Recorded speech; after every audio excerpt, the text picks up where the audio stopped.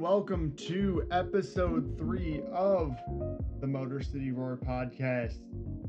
I am your host, Josh Norman. You know, to quote T-Pain, all I do is win, win, win, no matter what. And it's hard right now to not feel like a winner, you know? Tigers, I'll kind of break that down in a bit here. They had a good week. Lions start next week. Football's back. Michigan State and Michigan both picked up wins, although they both look shaky. But football's back. Sports are back. I saw something earlier today that said the Wings play a preseason game. Pistons are starting preseason soon. Sports are back.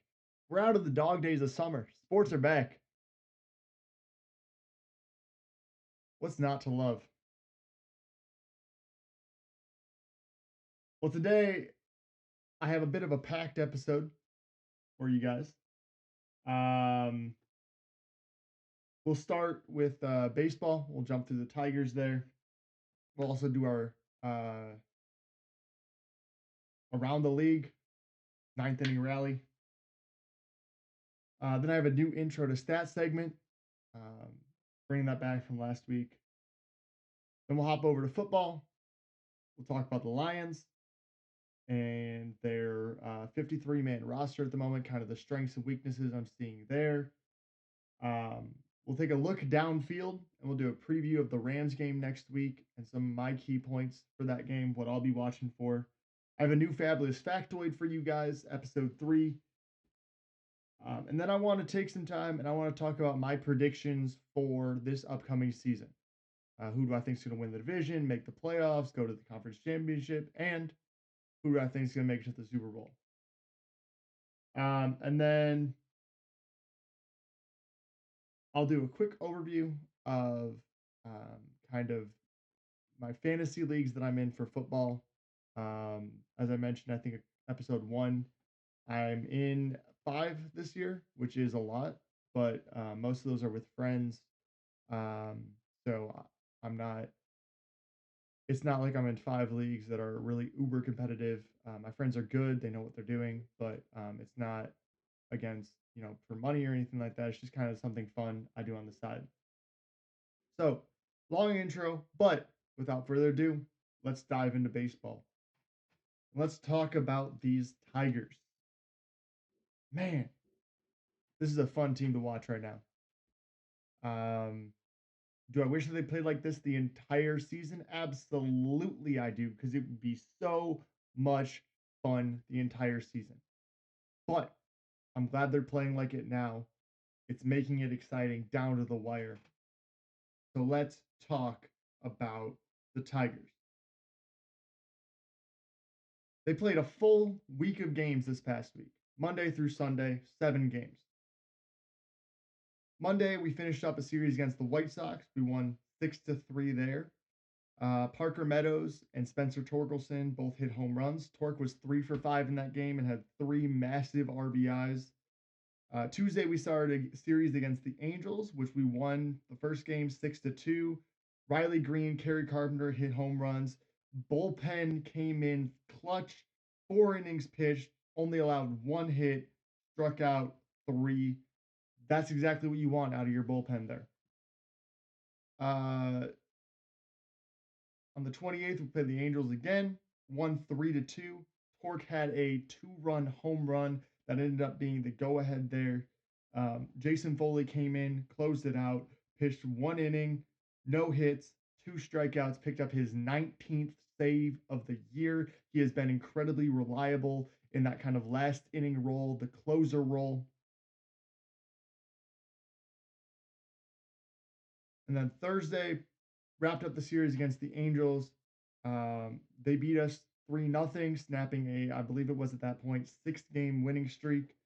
Zach McKinstry was really the only bright spot on that game. 3 for 4. We only had 8 hits as a team. McKinstry had 3 of them. Pitching didn't really struggle, but they didn't have a great game either. So just one of those games, 3-0, don't put up any offense. One of those struggles. Friday night, we started a series against the Red Sox. I was actually at that game. It was a fantastic game in the eighth and ninth innings, which I talked about last. I think it was last episode. The ability of this team in the seventh, eighth, and ninth innings to kind of rally from a deficit and get to the bullpen and score runs. And that's definitely what we did. We were down 4-0 for most of the game, and then Kerry Carpenter hit a massive home run, 3 run shot that put us within one, and then we managed to claw back and put together one in the in the bottom of the ninth, tied it up, sent it into extras, and then, unfortunately, at that point, the bullpen fell apart, allowed 2 runs, including back to back home runs in the top of the 10th. We were only able to get one in the bottom of the 10th and ended up losing 5-7. It was still a very good game. We got to see Casey Mize pitch. It was his first game in 2 months since June 30th. He's been out with an arm injury this entire time. So finally good to see him back. He had really good control, pitched 6 innings, allowed 6 hits, 4 runs, 4 strikeouts, and only 1 walk. Really good control. Unfortunately, just not able to provide him with a win in that game. Um, Saturday, game 2 against the Red Sox. He pulled it out 2-1.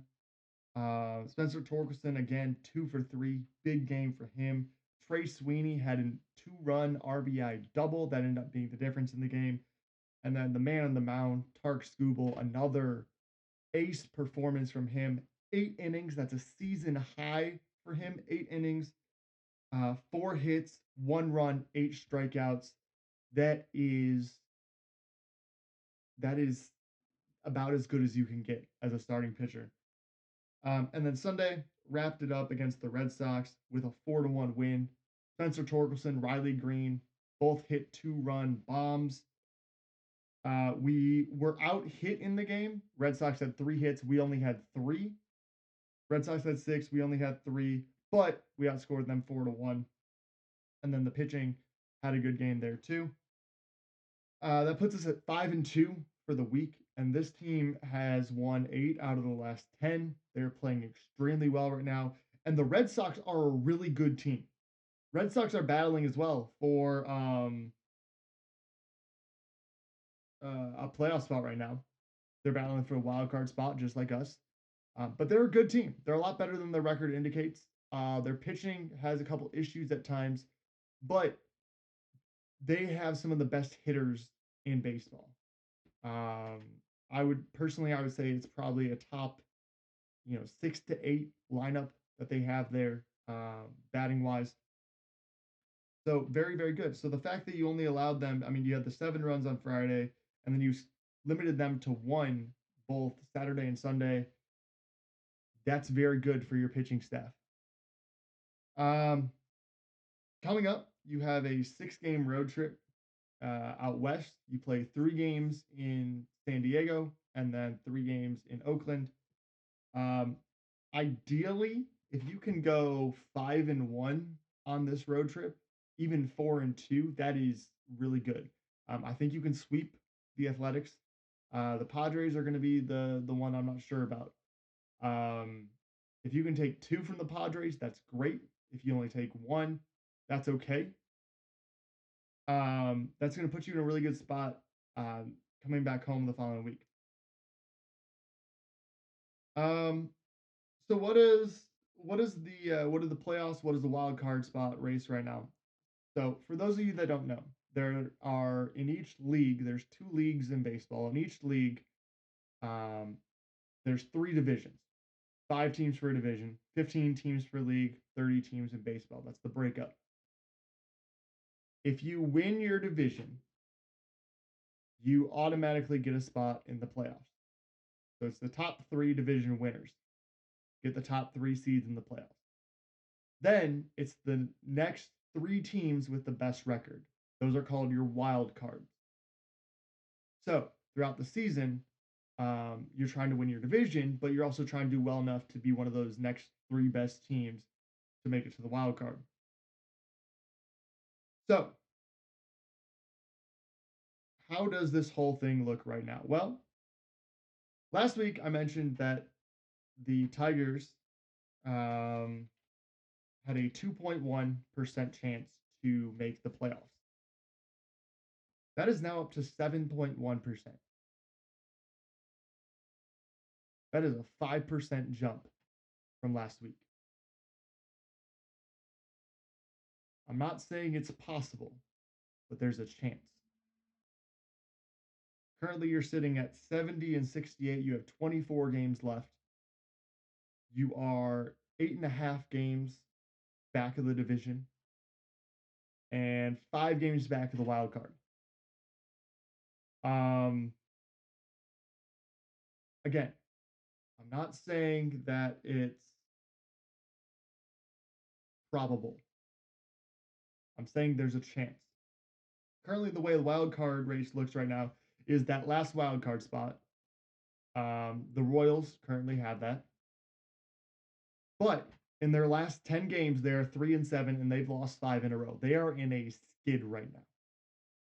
The Red Sox, who we just played, are also 3-7 in their last 10. They're 4.5 games back of the Royals for that last wild card spot. We are 8-2 in our last 10. We're 5 games back. And then the Mariners are 5-5 in their last 10. They're a half game behind us. When we started this week, we were behind the Mariners by a game and a half. We were behind the Red Sox by 2.5 games or 3 games. And we were behind the Royals by 6. So you're getting hot at the same time that all these other teams are not getting hot, are cooling off. That's a very good thing. The Royals over the last month have struggled. I don't think they had a winning record in August. You just took 2 out of 3 against the Red Sox, and the Mariners are also nosediving right now.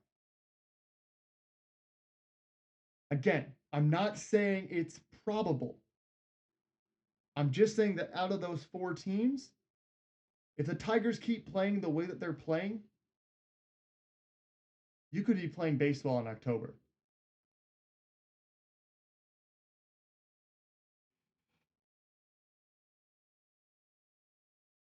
Let's flip over to the hot and not for a second. Who's hot? Who's not? Well, talked about him earlier. Park Skubal, #1 pitcher in the AL right now. Unless he has a meltdown in his last 2, or he has about 4 starts left. Unless he has a meltdown in multiple starts, I don't see any reason why he isn't winning AL Cy Young, let alone AL Triple Crown. I talked about that last week. Leading the league in runs or wins, strikeouts, and earned run average.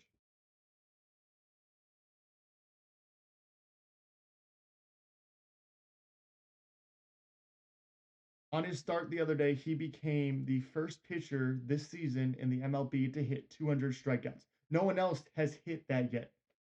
I don't think anyone else is close. I think the closest is in the 170s. He is on a level of dominance right now, pitching wise, that is propelling this pitching staff towards October. Who else is hot? Well, Spencer Torkelson the last week. 9 for 25, 3 home runs, 7 RBIs. I talked about him either the first episode or the second episode as not being able to find a swing. He has found it at the right time. It's exactly what this offense needs, is someone who has consistent power, and that's Spencer Torkelson. 3 home runs in the last week, 9 for 25. He is on a tear right now. And #3, there's a couple guys I could have given it to. Decided to give it to Jason Foley. Talked about him earlier, our closer. Last week, he pitched 2 1/3 innings, allowed no hits, struck out 3, and added 3 saves to his total. He's now sitting at 20.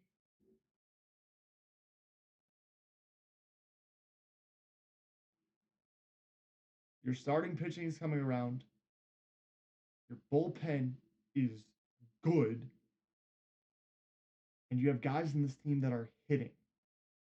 That is a recipe for a hot team, and that's exactly what this team is right now. Now, on the flip side, the not hard for me to pick some guys because this team is just playing so well right now. But I did pull two here. Jace Jung, one of our rookies that we called up about a month or so ago, just hasn't been able to hit the ball. Defensively, stellar. Playing very, very well defensively, playing third base, locking it down. But hitting wise, not having a great start to his MLB career.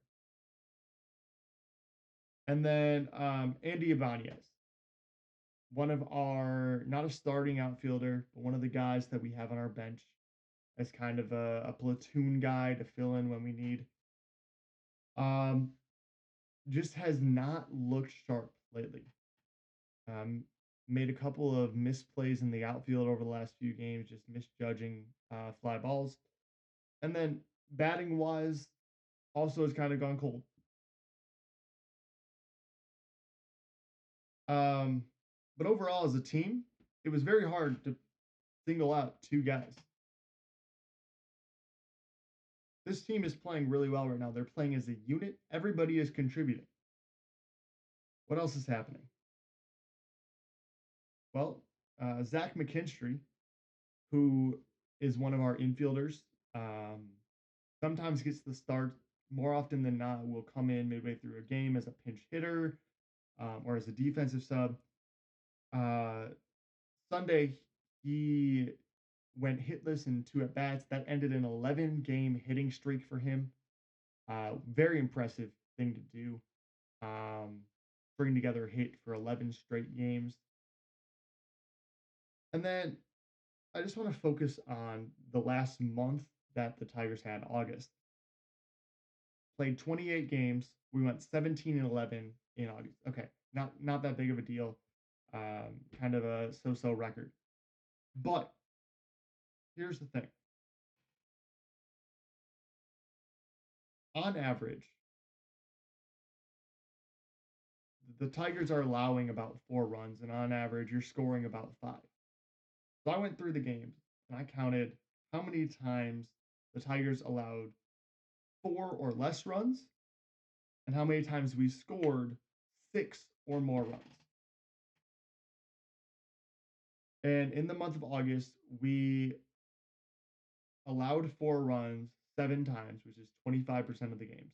Or 4 or more, I'm sorry. We allowed 4 or more runs 7 times. And we scored 6 or more 9 times. That's 32%.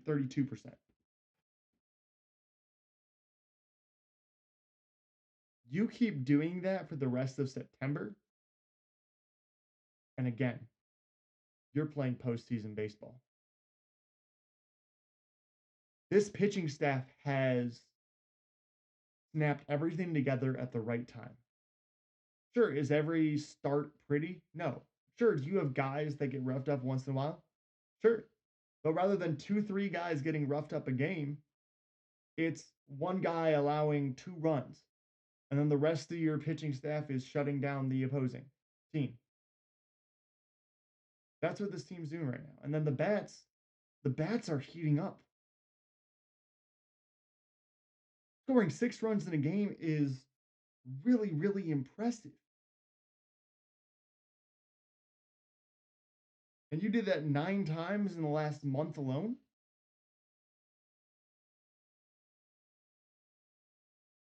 Again, not saying it's probable.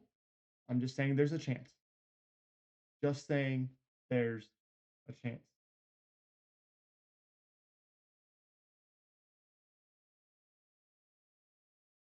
What about the 9th inning rally? What else is going around in baseball right now? Well, I said I would keep you updated on Aaron Judge. 25 games left in their season. And Judge is currently sitting at 51 home runs. He only hit 2 this previous week. He's sitting at 51.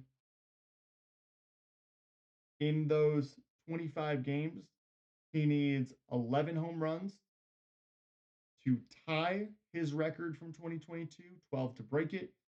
And he would need to roughly hit a home run a game, 22 in 25 games to tie 23 to break Barry Bonds' record. So that's looking less and less out of sight at the moment.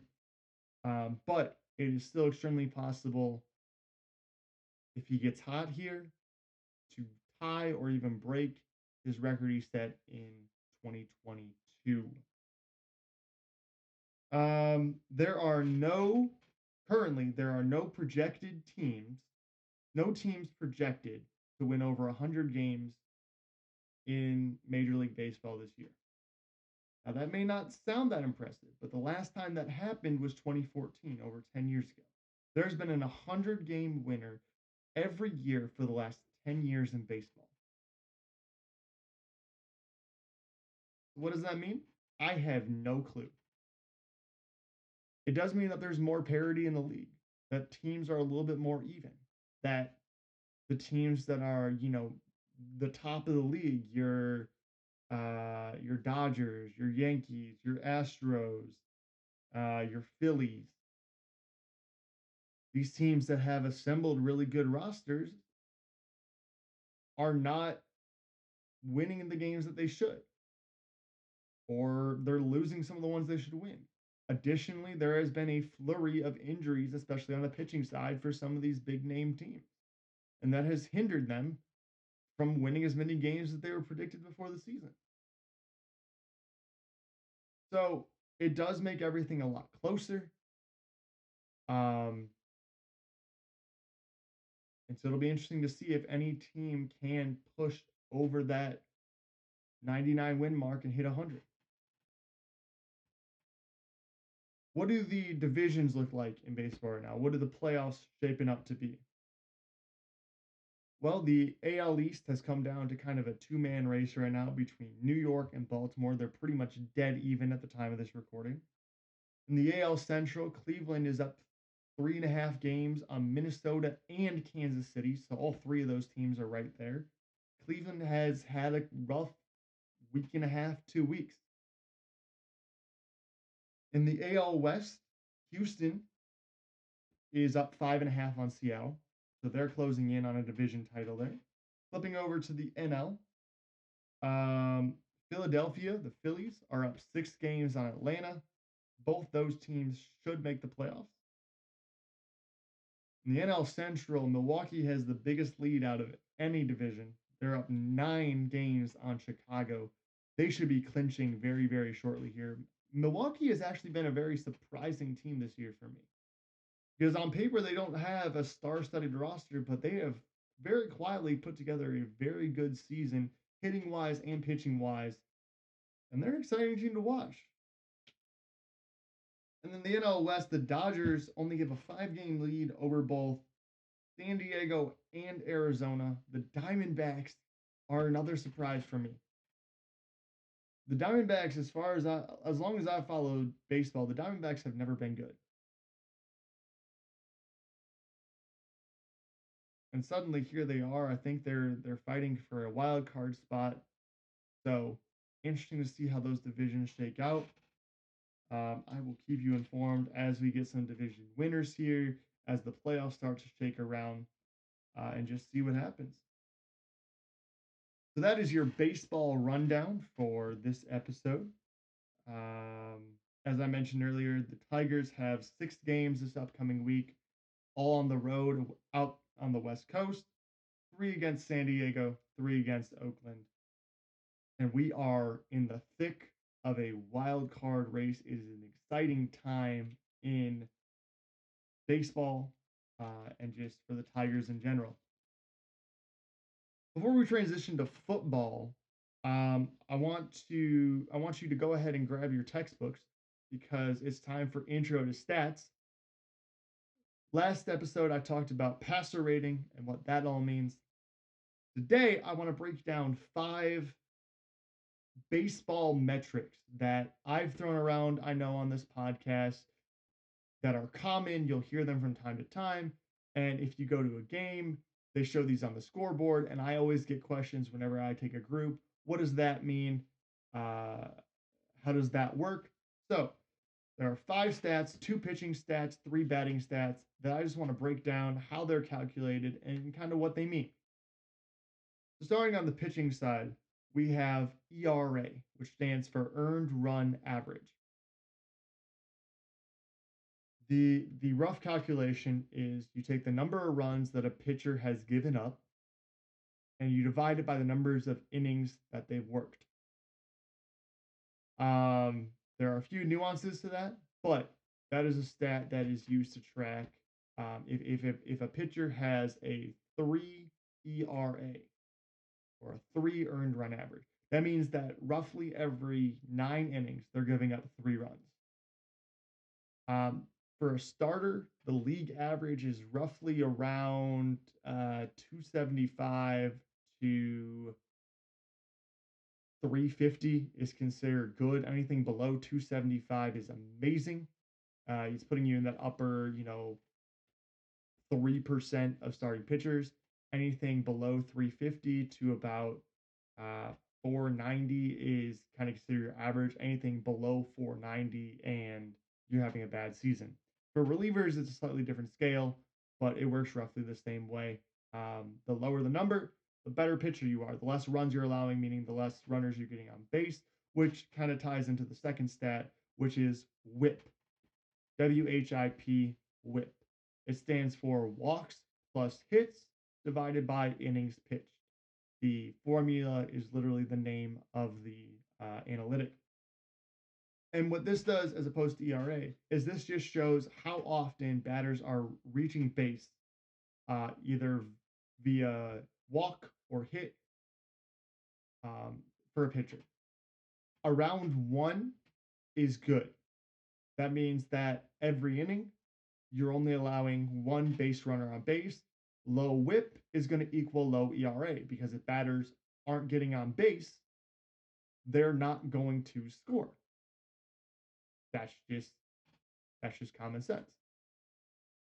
Again, divided by innings pitched there.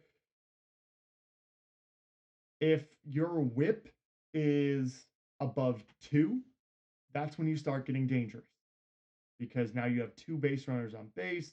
Maybe one of those is a home run. You get 2 base runners on base. You allow a third hit. All of a sudden, that's a run. So you really want to be in that 1 to 1.5 range for whip.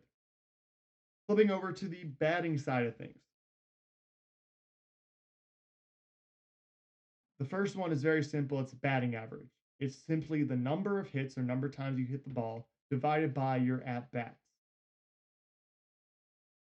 Very simple formula. It used to be the only metric that people really cared about was batting average. Anything above the 270 or anything above 250 to 270 is considered, anything in that range is good. Anything above 270 is great. If you're batting above 300 into the 320s or anything like that, you're in the top 5% of hitters in baseball.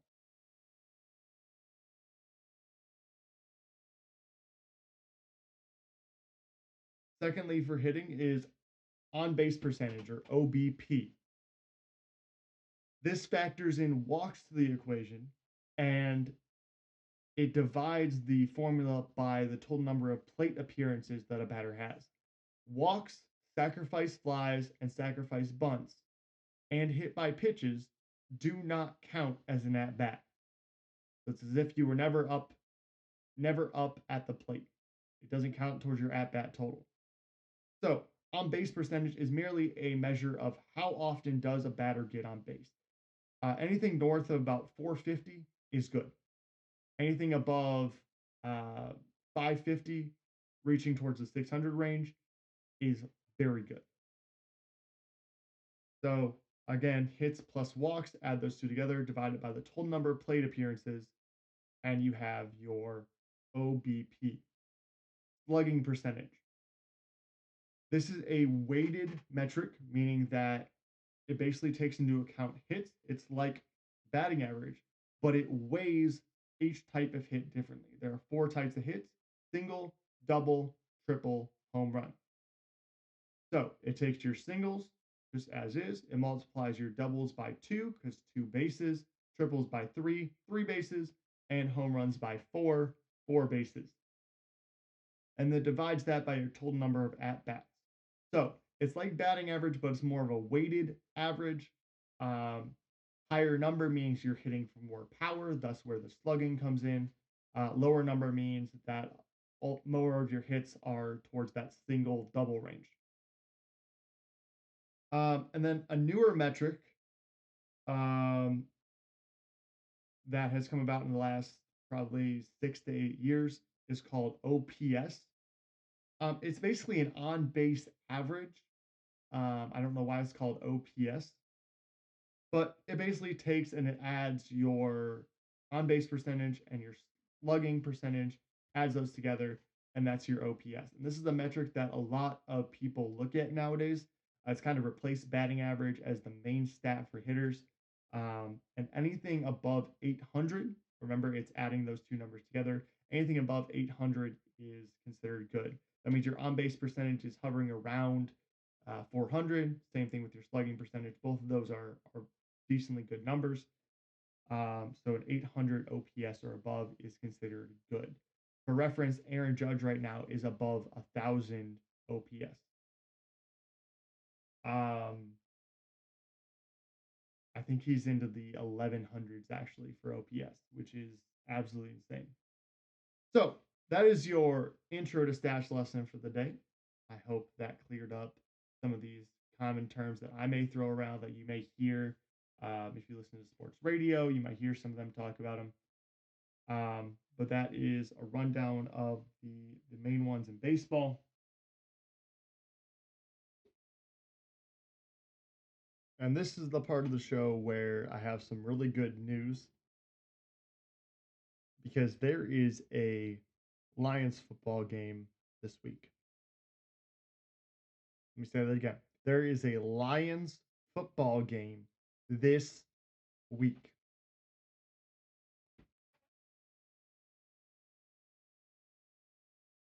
That's good news. Football is back. So, Lions released the players they wanted to. They got the roster down to 53, at least at the moment. So, what does that kind of look like? Before I go ahead and kind of break this down position by position, I want to highlight a few other moves that we've done. To do that, I need to explain the concept of a practice squad. So, in baseball, you have the major leagues, which is your teams like the Tigers, the Yankees, the Dodgers, those teams. Every team in MLB has a what's called a farm system, or the minors, which is a tiered system ranking from single A. There's a few leagues below that, but roughly single A, double A, all the way to triple A. Triple A is your step before the majors. Think of the practice squad as the triple A minor system, if you will, of the Lions, except they don't actually play any games. The practice squad is made up of 12 players, and it's basically your kind of reserve players that aren't on your roster. So maybe you have a developmental guy that you drafted or that you picked up that isn't quite ready for NFL action. Well, you'll put him on your practice squad. He'll be able to get reps during the season in practices, but he doesn't count against the 53 men that you have that are suiting up for your actual game day. Also, at positions of injury, wide receiver, offensive line, you're going to have, one or two of those guys, one or two of those positions on your practice squad. Additionally, you might carry another quarterback because you don't want to have three quarterbacks on the roster. You don't want to have two guys on the bench that aren't going to play the full season, but you do want to have an insurance option on the practice squad in case, your starter goes down. Now your backup suddenly becomes, your starter. You need a guy for the backup that you trust. So quarterback would go on the practice squad as well. So we cut a lot of guys last week, and then we signed a bunch of those guys to the practice squad. Some of the notable names that made it: Trey Kennedy and Jamar Jefferson, both of whom I said would get cut last week, were signed to the practice squad. Mitchell Agude and Shane Zylstra, both whom I said would make the team, ended up getting cut, signed to the practice squad. And then Isaac Akuwu, who I talked about at some point over the last two episodes from the defensive line, he made the practice squad as well. Also, some of the bigger news is Brad Holmes has been busy. He signed Tim Patrick and Allen Robinson to the practice squad. And now they aren't on the roster right now. But the idea is that both those guys will compete for a spot on the 53-man roster. Tim Patrick came from Denver. He was one of, I think, their wide receiver 3 last year. Allen Robinson has bounced around, used to play for the Bears, played for the Rams the last 2 seasons, didn't quite work out there. Allen Robinson, I'm really excited for. He's a big-bodied receiver. So that's exactly what I said we were kind of missing, was a big-bodied receiver. So the idea is they'll compete down there. I say down, but they'll compete on the practice squad. One of those guys, if not both those guys, will see playing time this offseason. It's just a matter of when they want to pull the trigger on that. So, 53-man roster. What does it look like? What are the strengths? What are the weaknesses? Let's dive into it. Let's start with the offense. Quarterback, Jared Goff. When Jared Goff has time to throw, I would argue he's a top 5 quarterback in the league. You can look at the numbers. You can look at them. And if you want to have a disagreement about it, I'm more than open to. I personally believe that Jared Goff is a top 5 quarterback when he has time to throw. I'm going to add that caveat in there because when he is blitzed and forced to make a decision on the run, it is a completely different story. But I'm tired of the generalization that Jared Goff is not a good quarterback in this league. I see NFL pundit after NFL analyst come out and say that, come out with their list of top 5 quarterbacks in the NFC, and Jared Goff is nowhere on that list. You're really telling me there's 4 other quarterbacks? There's 5 other quarterbacks in the NFC that are better than Jared Goff on general? I'll give you Jalen Hurts.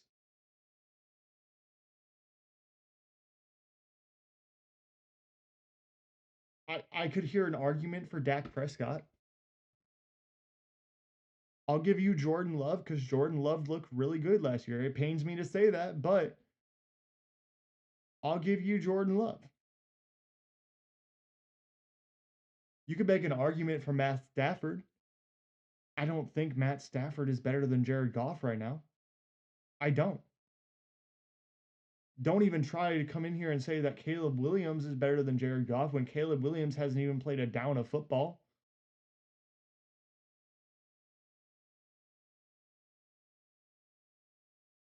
I can't think of another quarterback in the NFC that would make that list ahead of Jared Goff. Kirk Cousins? No.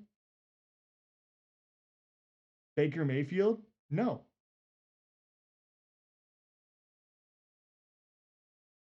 So that's my Jared Goff rant for the day. Backing him up will be Hendon Hooker. Hooker won the job in the preseason. I'm really comfortable with that. I think that if anything should happen to Goff, I think that Hendon Hooker is a very competent backup. Running back room, David Montgomery officially listed as the starter, but he'll be splitting time with Jahmyr Gibbs, who is expected to take a step up in this offense and is feeling comfortable right now based on his role in this offense. He understands that he needs to take a step up this year. Not that last year was a bust by any means of the imagination. He ended the league as a top 10 running back. But he understands that he is expected to take a step up in this offense to kind of take that next step as a running back. Not only as a running back, but also as a pass catcher. And then Craig Reynolds, um, Viaki, the guy we drafted this year in the 4th round. So that rounds out your running back room. Wide receiver wise, Amon-Ra St. Brown, Jameson Williams, Craig Reynolds, your top 3. Isaiah Williams, who I said performed very well in the preseason, made a huge impact. He landed the 4th-string role. That rounds out your wide receiver room right now. As I mentioned, Team Patrick and Allen Robinson will provide, depth down the road. We'll see which one of them, or if both of them make the roster right now. I don't think you carry 6 receivers. I think you carry 5. But if you add a guy like Allen Robinson to here, your wide receiver room suddenly went from a very big area of weakness. Not that it was necessarily bad, but considered with the rest of this team, it went from an area of weakness to one of the biggest strengths of this roster, I would say. Because now you have a big body that can get downfield. You have a guy who can go up, you can make the contested catches. So props to Brad Holmes for going out, doing what needs to be done, signing the guys that other teams didn't want, and kind of transforming this offense into something that could be even better than what we saw last year. Tight end, Sam Laporta, Brock Wright are on the roster. Shane Zylstra is down on the practice squad along with James Mitchell. They'll both be down there. And then your offensive line, your starting offensive line, Taylor Decker, Graham Glasgow, Frank Ragnow, Kevin Zeitler, and Panay Sewell will anchor that offensive line, arguably a top 2 line, if not the best line in football. Only areas of concern I have here are center and right tackle, not because of the starters, but because of who are backing up Frank Ragnow and Panay Sewell. Not that they're bad. I'm just slightly concerned if one of those 2 guys should go down, especially with Frank's injury history. It's always good to have a guy that can come in and back up. Last year we had Jonah Jackson backing up Frank Ragnow. I thought he was very good in that role, but Jonah Jackson went over to the Rams in free agency, and that is where we sit with the offense. What about defense? I know everyone wants to hear about the defense. So, your defensive line: Aiden Hutchinson, Ali McNeil, DJ Reader, Marcus Davenport, and then backing up is James Houston, Levi Onwuzurike, and Josh Paschal. That is 7 caliber defensive linemen. You finally have someone in Marcus Davenport that can sit opposite Hutchinson. That was one of the biggest areas of weakness that you had Hutchinson doing all the work. He was getting the double teams, and no one was able to take some of that pressure off. Well, now you have Marcus Davenport on the other side. I don't know if teams are going to be able to double Hutch. Marcus Davenport, free agent signing, has had flashes. If he can't even be 2/3 of the player he once was, that's going to take some of the pressure away from Hutch. Not to mention you have James Houston and Josh Paschal, both of whom are very young and very good players, backing those 2 guys up. And then in the middle of the line, you have Ali McNeil, DJ Reader. Reader, I'm a little bit concerned about because of his injury history. He just recovered from an injury and was just reactivated a few days ago. If he is healthy, the duo of DJ Reader and Ali McNeil will be one of the best run-stopping defensive interiors that you have in football. And then Levi Onwuzurike is the guy who can play off the line. He can play on the line. He's kind of a, do-it-all kind of guy to back those 2 up. So, again, you had a need at wide receiver. You went out and addressed it. You had a need at defensive line and getting someone to help Aiden Hutchinson and Lee McNeil. And you went out and you did that. Now, Only issue I have, I'll say it again, with DJ Reader and Marcus Davenport is their injury history. But if they can stay healthy, this defensive line will be something special this year. Linebacker.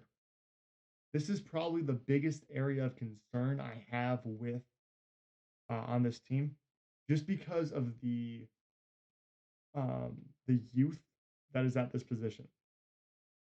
Your starting linebackers are Jack Campbell, Alex Anzalone, and Derek Barnes. Anzalone's been with this team for a while. Backing them up are Malcolm Rodriguez and Jalen Reeves-Maben. Reeves-Maben has also been here for a while. He's transitioned to more of a special teams role, but he still does play linebacker every once in a while. Um, this this linebacker core is full of guys that can produce, but they need to produce. This is going to be the one area of concern that I have with this defense is linebacker now. Especially with the improvement of the offense or the defensive line, there's going to be more pressure on the linebackers to fill the gaps, um, cover guys over the middle of the field, because that's where teams I feel like are going to be focusing more because of the secondary now. Secondary was very clearly the biggest need that you had on this defense, on this team in general. You got absolutely torched last year through the air. So that was your biggest area. And you addressed it with your first two draft picks back to back. And also through some of your free agency signings. So what does it look like? Well, at cornerback, you have Carlton Davis, who you signed in free agency, and then Terry and Arnold and Ennis Rankstraw Jr., who you drafted with your first two picks. Davis and Arnold will be getting the start there. Also, you have Kendall Vildor and Khalil Dorsey, who got snaps last year, starting at cornerback, which just shows you how deep or how weak we were at that position. Those guys are not starting caliber cornerbacks in the NFL, but they were getting starting snaps last year. So now they're kind of the third string, the fourth string, the guys that will fill in every couple plays or whatever, but not getting your starting reps. And then safeties, most of these guys are back last year. You did add one, but you have Brian Branch, Kirby Joseph, Ifutu Melifonwu, and Brandon Joseph as well. And then Amik Robinson is filling in special defensive packages as another cornerback. He was a free agent that we brought over from Las Vegas. And he is a very good coverage guy. He's fast as well, which helps on a safety. But the secondary much improved. If the only question mark I have is will these rookies perform? If Terry Arnold and Ennis Rankstraw do not perform, it is going to be a long year for the secondary. But Brad Holmes, Dan Campbell have faith in these guys. And so to a degree, I do as well. And then on special teams, Jake Bates, I talked about him last episode, our kicker, looked very good throughout the preseason. I have confidence in him going forward as our kicker. And then Jack Fox has consistently been one of the best in the business at punter over the last few seasons. So special teams shouldn't be a problem there.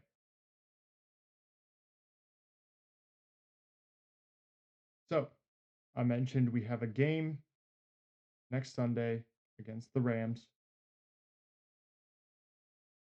So what do I think the Lions need to do to beat the Rams? Let's go ahead and look downfield at the upcoming game. Let's talk about it. Well, I think number one is you need to contain Cooper Kupp and Puka Nacua. That is an extremely deadly wide receiver duo that can cause a lot of havoc. They're both very smart route runners. They know how to read coverages. They know how to get open. So your secondary has their work cut out for them. But if you can contain them, if you don't let them get behind you downfield, I think you are going to end up winning this game. Number two, blitz often.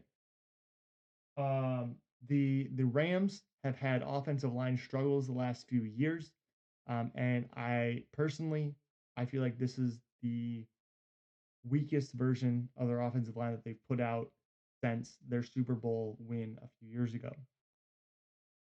You also have an older quarterback now um, behind center.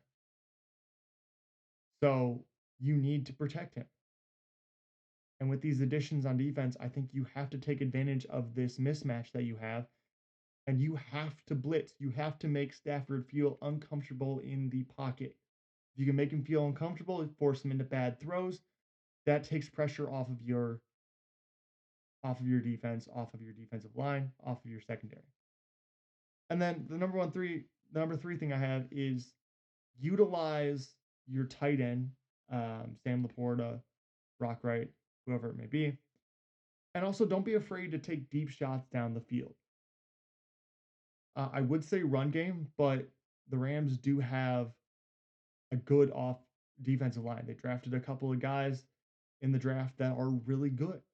Now, not Aaron Donald good. No one will be able to replace Aaron Donald, but they drafted two guys who will both be big pieces on the defensive line. So the defensive line is hard to move. I know you have one of the best offensive lines, so I do expect us to run the ball a fair amount, but this is a young secondary. So don't be afraid to challenge them deep and especially use over the middle of the field, test the linebackers. I fully expect Sam Laporta to have a huge game. Who are my three players to watch? Well, number one for me is Jamison Williams. Williams was the wide receiver 3 last year and did a decent job, but he, like Jahmyr Gibbs, is expected to take that next step as a wide receiver 2. As I mentioned, you lost Josh Reynolds in the offseason as your wide receiver 2. So JMO slid up on the depth chart. Now he's expected to kind of take some of the pressure away from Amon-Ra St. Brown. Jamison Williams is a very explosive player. He can get downfield very quickly. He can get open behind defenses, cause trouble. That'll take some of your pressure off of Amon-Ra St. Brown, but JMO has to be able to catch the ball, has to be able to get open, and has to be able to step into that number 2 receiver role. That's number one. Number two, Jahmyr Gibbs. I mentioned he's taking this bigger role in the offense. Um, I fully expect to see a healthy dose of Jahmyr Gibbs here, not just as a running back, but more so as a pass catcher. I think if you can utilize him in the pass game, it opens up plays downfield for Jamison Williams, for St. Brown, for Laporta. It just opens a lot of things up if you can get Jahmyr Gibbs involved in this offense, both as a runner and as a catcher. And I know this is technically cheating, but number three, I have the cornerbacks in the secondary. Will these rookies be able to stand up to the test of Puka Nacua and Cooper Kupp?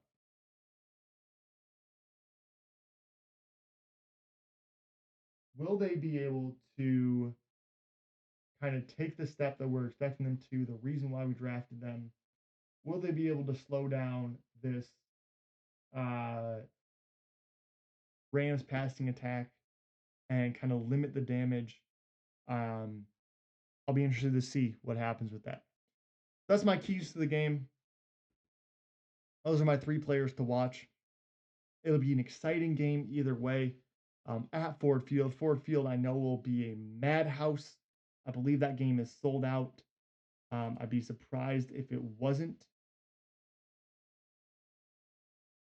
And we have football back this week.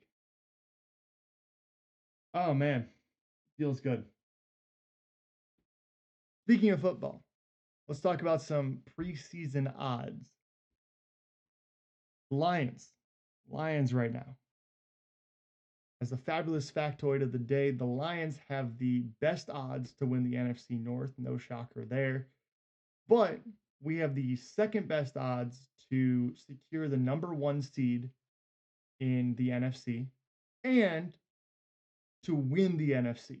So not only are the odds there second best odds to take the number 1 seed to have the best record in the NFC, but the odds are also there second best to win the entire NFC. On top of that, as if that wasn't enough, we have the fourth best odds right now to win the Super Bowl. So not only is this something that's local hype, This is a national scale hype right now, too. People are getting behind the Lions. People are seeing that the Lions are here. They are for real, and it'll be interesting to see if we can live up to that hype. So let's continue talking about football. Let's keep the ball rolling here. And I want to make some bold and probably dumb predictions. Now, I am not an analyst, not yet at least, but I know a thing or two about football as a whole. So these predictions were not made just willy nilly. There was some thought put into them, not a whole lot, but I went ahead and I predicted my winner for each of the divisions. I'll give a brief explanation as to why. I predicted my 3 wildcard teams as well as some teams that I think will be on the bubble but not quite make it. And then I have my conference championships and my Super Bowl winner. I want to lock this in before the season starts. And who knows? I could be dead wrong. I fully expect a lot of people to disagree with me. That's okay. If you disagree with me, great. Go ahead, follow me on social media. Tell me why you disagree. Let's have a discussion about it. I'd love to hear from you guys who you think is going to win the Super Bowl this year. Follow me on YouTube. I'll post this segment on YouTube. You can go over there, find the video, and leave your prediction for Super Bowl. Tell me what you think the matchup is and who you think is going to win. Also, go over to Instagram. You can find me over there and drop your prediction. Let's have a discussion about this. So, this is my 2024 horrendous football predictions. So, let's start in the NFC. Starting in the NFC North, I have Detroit winning. No doubt there. I think they're the best team. I'm not just saying that because I'm a Lions fan. I think that Green Bay, as I mentioned last week, Green Bay will make a run at the division, but I think Green Bay is more of an 11-win team. Detroit's more of a 13-win team. So I have Detroit coming out on top. NFC East, I have the Dallas Cowboys. I think that Dak Prescott will continue to put together an MVP type season like he has the last few years. I think that that offense and the defense will finally click, and I think they will win the NFC East. I think it'll be a close race, but I think they will be able to squeak it out in the end. NFC West, I have the San Francisco 49ers. Um, Not really much explanation needed here. San Francisco has been the best team in the NFC for the last few years, and I just don't see uh, enough drama on there this season to warrant picking somebody else over them. I also don't see any other challengers in that division to dethrone the Rams off of the NFC West throne. Heading down south. Now, I know a lot of people are going to pick the Falcons because they added Kirk Cousins. I am staying with Tampa Bay. I love what Baker Mayfield has done over the last 2 years. I think that, last year wasn't just a fluke. I think, he got a contract this offseason, a very well deserved contract. He still has all his weapons there. Mike Williams is going to put up 1,000 yards regardless of, how many injuries he goes through. Still has some good weapons over there. They finally have a decent running back. So I think in that division where really anything can happen, I have Tampa Bay coming out on top there. And then my wild cards, this was actually really tough because there are 5 teams I think that could compete for the wild card. I have Philly making it in. I see a lot of people predicting Philly to fall out. I don't think that their I don't think their offense regressed at all. Sure, they had a bad end to the season last year, but I don't think they regressed enough to warrant them falling out of the playoffs. Do I think they're going to win the division? No, I don't think they're going to win the division. But um, I do think that they have enough talent and skill. They added Saquon Barkley in the offseason. I think that's a huge addition for them. I think Philly makes it into the wild card. I think the Rams sneak back into the wild card. Um, I think that Matthew Stafford, leads this team back like he did last year. And I think that they would be a division winner if they didn't play in the same division as San Francisco. And then finally, I have the Green Bay Packers, as I mentioned, 11-win team. That's just, I can't reasonably leave them out of the playoffs after I said they're going to have 11 wins this year. So that's my three wild cards. The other two teams I could have thrown in there were Chicago and Atlanta. I do think those teams will hover around 8 or 9 wins this year, but I don't think it's going to be enough to get in. I think that these top seven teams in the NFC are very, very good. Um, so that's my NFC. Just again, Detroit, Tampa Bay, Dallas, San Francisco as your division winners, and then the Rams, Eagles, and Packers as your wild cards. Flipping over to the AFC, AFC North, I have the Baltimore Ravens. Lamar Jackson coming off an MVP season. You added Derrick Henry as if Lamar Jackson wasn't scary enough. Um, I don't really care who the weapons are over in Baltimore because Lamar Jackson will find a way to use them. Mark Andrews is back healthy again. So, all that being said, I have Baltimore winning that division. AFC South, I have Houston coming out of the division. Houston, I think, is one of those teams that's only going to get better. They're kind of on the same trajectory right now as the Lions. They ended with the second overall pick 2 years ago, and last year they completely turned things around with C.J. Stroud. Managed to make it to the playoffs, and I think that they'll make it back again this year. AFC West, again, not really much explanation I need here. Kansas City, I don't see anyone in that division really threatening those. Also, I can't pick against Kansas City right now to win that division. I think that, back to back Super Bowls, I have to give it to them. And then the AFC East, I know I'm going to catch a lot of flack for this one. I have Buffalo winning that division. I know some people will say the Jets, other people will say the Dolphins. I think it's Buffalo's division to lose. I'm a little concerned about um, the secondary with Buffalo and the defense in general getting a little bit weaker. But I feel like Josh Allen is still Josh Allen, and he will continue to work with that.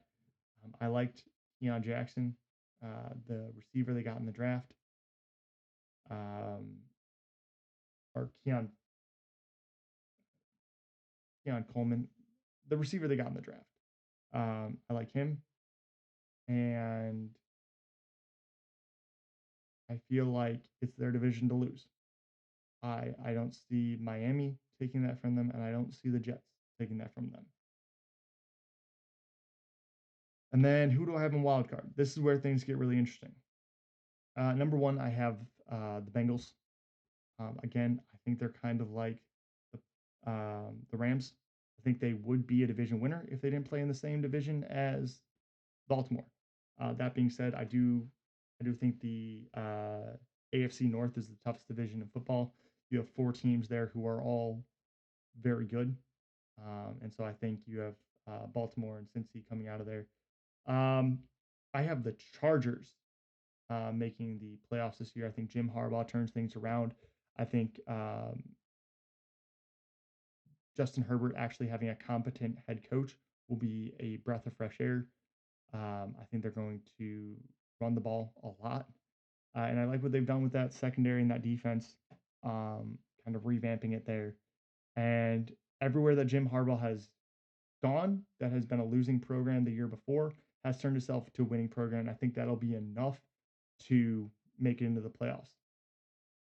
And then my last team I have is the Indianapolis Colts. They were one play away from making the playoffs last year, just missed out. I think that having a full season of Anthony Richardson, barring he stays healthy, will be a very good thing for this Colts team. They're young, and I think that Anthony Richardson can cement himself as a top 15 quarterback in this league by the end of the season if he plays like he can. It's all a matter of staying healthy for him. So if Anthony Richardson stays healthy, I have the Indianapolis Colts sliding into the AFC playoffs. I also had Pittsburgh and Miami. I have just missing the playoffs. Miami, I think, is one of those teams that um, they lost a couple key pieces. They've had a lot of injuries over the last few years. I'm still not confident in Tua's ability to lead that team. Um, so for that reason, I have Miami missing, and then Pittsburgh. I know will have a winning record because they do every year, but I think they just missed out on the playoffs, similar to the Falcons and the Bears in the NFC. So AFC recap: Baltimore, Houston, Buffalo, Kansas City winning the divisions, and then Cincinnati, Indianapolis, and the Chargers as your wild cards. Conference championships. Now the NFC is probably not a shock to a lot of people, but my AFC is where things get a little spicy. Uh, NFC, I have Detroit versus San Francisco. Rematch of last year, except this year I have it in Detroit. Um, I think that in the rematch, um, I think we get the best of San Francisco. I think we close the door this time instead of letting them come back in the game. And so I have Detroit advancing to the Super Bowl this year. In the AFC, I have Kansas City making it again to the conference championship. They've made it to like 6 or 7 straight conference championships, some absurd amount. Um, I have them going again because it's really hard for me to not look at what Kansas City has done and see that they're doing something special there. And joining Kansas City, I have the Cincinnati Bengals. I think Joe Burrow has a breakout season this year. I think he has a fantastic season now that he's fully healthy, um, now that he has weapons around him, and an actually decent offensive line. Um, so I have him leading the Bengals back to the conference championship game. And in this one, I have the Bengals knocking off Kansas City. Um, I have the Bengals sending Kansas City packing and advancing to the Super Bowl, which I have dubbed the Battle of the Cats. Detroit Lions, Cincinnati Bengals, Battle of the Cats.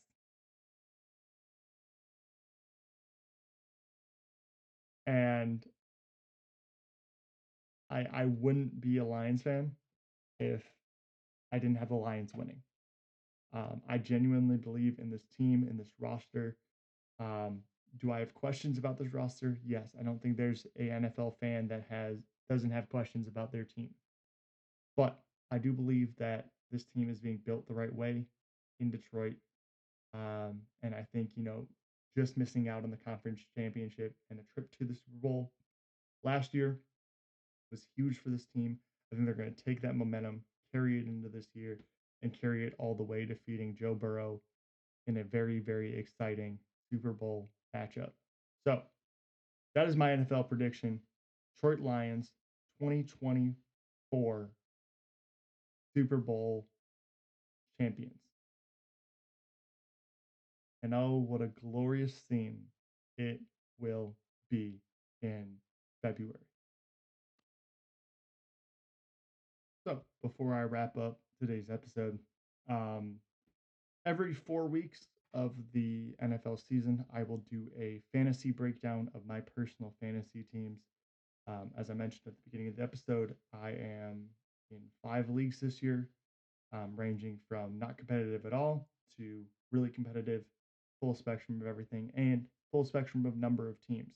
One of my leagues is 4 teams. Another league I'm in is 12 teams, and everywhere in between.